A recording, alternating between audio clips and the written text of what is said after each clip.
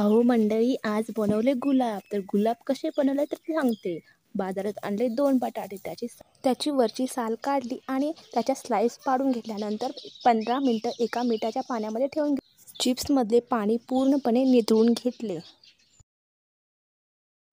पाणी पूर्णपणे निथळून घेतल्यानंतर एका प्लॅस्टिकच्या पिशवीमध्ये तांदळाचं पीठ आणि चिप्स होते ते मिक्स करून घेतले आणि त्याचं बनवलं की गुलाब.